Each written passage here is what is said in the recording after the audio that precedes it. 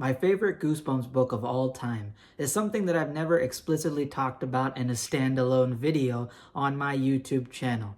And it just so happens that my favorite Goosebumps book happens to be also the darkest Goosebumps book and the scariest one. Yeah, this one was so horrific, so creepy, so explicitly scary, violent, and gory to read that even as an adult, it got under my skin. It left an impression on me. And it's a very well-written, timeless masterpiece, in my opinion, that R.L. Stine was just straight up Michelin star cooking, man. Gordon Ramsay would be hella proud of this bad boy. This book holds up so well that not only as an adult, but even compared to other adult horror media and even young adult horror media that I've read, this book compares to that, all right? It genuinely is one of the scariest things that you could read as a kid, and as an adult, you'd be shocked that R.L. Stine managed to get away with it. So, what is my favorite Goosebumps book of all time that I'll be diving into today? Well, it's none other than... yeah. Welcome to Dead House, the very first book of the original 62 series and the very first official Goosebumps book to ever be released. And even though it was the premiere, even though it was the first one, it absolutely nailed it and shot it out of the ballpark. So let's talk about it a little bit more in detail today. I have made a full-fledged out review of it on my channel that you can go check out. But that being said, I'm just going to be highlighting why it's my favorite, what parts of it stood out to me. And believe me, this reread just reaffirms to me that my decision is solidified. This is hands down my favorite. Welcome to Dead House is a book about a new family moving into a new house in an unfamiliar neighborhood called Dark Falls. They're abandoning their old life, their old friends, and the main character is hesitant because this is a very creepy, scary, decrepit looking house with overgrown weeds and trees covering it that's covering it up in a blanket of shadows. Even the atmosphere in this suburb and around this house is strange because even on bright sunny days, there is a dark, brooding, dreary atmosphere, and the idea that the house might not be fully unoccupied and their lives definitely are not going to be sane after what's dealt with the dark secrets of this town unfolding itself to the family and potentially trying to claim them as one of their own. As I mentioned, the atmosphere of the book is fantastic. As soon as they enter the house, the descriptions of how creepy it looks, how ominous it is, the bad vibes of it, the fact that it is covered in a blanket of shadows, and that strange small town atmospheric change where yes, it's a sunny summer, and yet there is a creepy, dark, brooding atmosphere. That leaves an impression on you, especially as a kid if you're reading this, and even as an adult. You know, your home is supposed to be a place, a sanctuary, and now you're not only moving away from your familiar neighborhood, you're going into one that basically is cornering you, making you feel like you're trapped and almost giving you an ominous impression, some foreshadowing that bad things are going to happen. You also get to see the emotional impact that this move and the overall house and neighborhood has upon the family. The main character, Amanda, ends up having to say goodbye to her best friend. I believe her name is Kathy, and they end up kind of reminiscing on all the nostalgic moments they had together. They end up hugging, and the main character actually ends up breaking out crying, and it's quite an emotional moment. And you get to see sort of the theme behind leaving behind what's familiar to you, leaving behind your home. And at the same time, because we do have the sense that this neighborhood and house are foreboding and ominous, it almost feels like a last goodbye given to a best friend, almost as if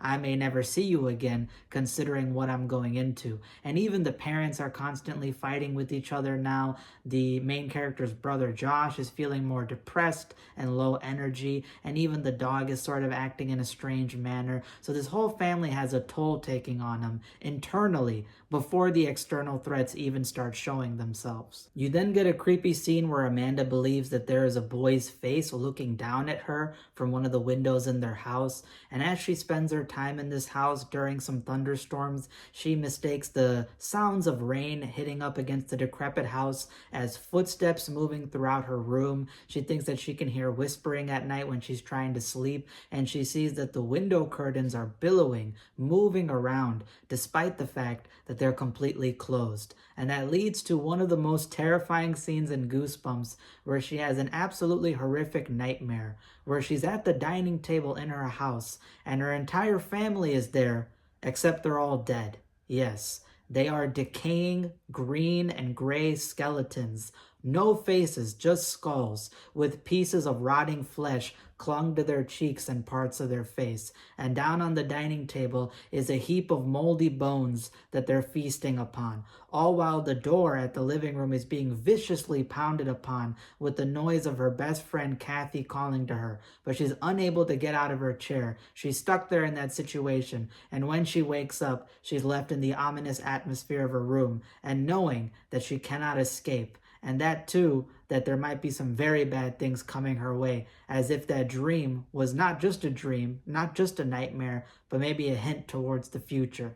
Yeah, that's in a Goosebumps book. The disturbing nature and secrets of Dark Falls then start revealing themselves to the family as they realize that they're being targeted by a threat which is way beyond their comprehension. And they start realizing that they don't know who they can trust, they need to be on their guard, and things start ramping up crazier and crazier. There is actual deaths going on, there's animal abuse that ends up appearing, unfortunately, and there's even a scene of a boy's face melting off of his skull. Yes, the skin melting off of a boy's face, plopping on the ground as the rest of his skin melts off, just revealing his decrepit skeleton, and his eyeballs pop out of their sockets and drop to the floor before his skull cracks open. Yeah, hands down one of the most gruesome scenes in any kids' horror media that you will ever read and ever experience. And the fact that Stein got away with that shit is remarkable. But I'm so happy that he got away with it, because it left me absolutely shook, bruh. You cannot imagine how disturbing that would be to a child, considering the fact that I'm a full-grown man and that got under my skin. This is one fucked up book, but fucked up in all the right ways. And the climax is quite intense. It gets to some extreme and high stakes with some very disturbing visuals. There's even an urban legend involving the town that slowly starts to unveil itself. And overall, this book is masterfully written, all right? It is hands down one of the most brutal, gruesome, disturbing, dark, and scariest Goosebumps books out there. It has creepy moments. It has intense moments. It has high stakes. It has an insane threat level in the fact that you are essentially trapped against the things that are trying to kill you, try to claim you, try to do things worse to you. There's things that you care about that are taken away from you, things that you want to save, but you don't know you can save. And all that for some middle school kids who are put in a life and death situation. And as I mentioned, explicitly disturbing and gruesome scenes, such as that nightmare scene, such as what happens to that one boy. It is incredible where this story goes. And I know there's a lot of you out there who've probably read this book before. Arguably, it's like the most popular Goosebumps book of all time. And maybe there's some of you out there who haven't read it before. So if you've not, please go check it out. Please pick up this book. Please give it a read. And if you've read this book before and you haven't read it in a long time, give it a reread. This book is jaw-dropping. Physically, jaws are dropping. And mentally, your jaw will drop, because you'll be so impressed that the very first book in the series happened to be this giant milestone, this giant monument. And it's fantastic. It's amazing. And I can only say good things about it. So overall, I give this book a perfect score, a 10 out of 10, of course. And this is hands down my favorite Goosebumps book of all time. And I'm so happy that I got to reread it, re-experience it, because there's magic in it. And I don't think that magic is ever going to go away. That's all I got for today. If you guys enjoyed, hopefully you know the drill. But hit that subscribe button, hit that like button, comment down below your thoughts about Dead House. Have you read it before? Have you not? How are you going to go check it out? Please do. And suggest any more Goosebumps books that you want me to go check out. Or maybe what's the next book that I've read before, reviewed before, that you want me to check out for a second glance. That's all I got for today. Enjoy your summer. And of course, be careful where you move into, because some bad shit might go down. And it's better to avoid that. And listen, that's a white people problem, but listen, colored folks know that we don't mess with that shit, all right? We ain't going to no decrepit ass house. I know the bills are high. I don't give a shit. I'd rather pay extra bills to make sure that I don't get clapped, and clapped in some of the worst ways possible. Deuces.